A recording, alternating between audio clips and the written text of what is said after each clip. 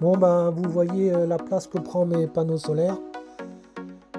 Vous voyez aussi le rendement de ces panneaux, 148 watts, c'est vraiment pas beaucoup.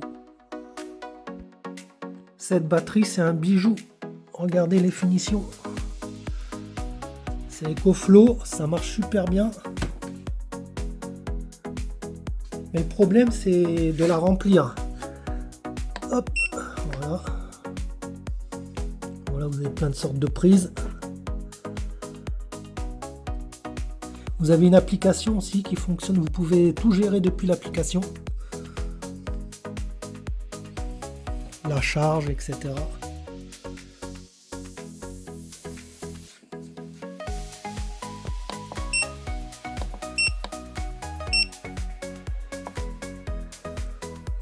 Regardez, Type 72 a eu le même problème que moi.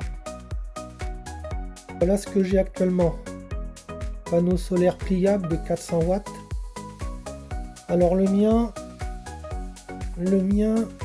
c'est pas un reconditionné, donc je l'ai payé 649 €.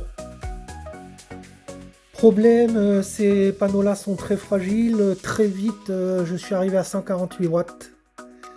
Sûrement une micro-fissure ou une diode qui empêche. Enfin, c'est trop fragile. Puis celui-là est lourd. Alors maintenant, ils en ont fait un plus léger. Bon, bref. Voilà, j'ai trouvé ça sur Vevor. Mettre des panneaux fixes. Et là, j'ai 2 panneaux de 400 watts. Et regardez le prix. Franchement, j'aurais 800 watts. Alors là, ce serait carrément mieux. Et c'est moins fragile que les panneaux pliables, quoi. Une fois que c'est fixé, on n'y touche plus. Sinon, j'ai trouvé ça, le chargeur d'alternateur.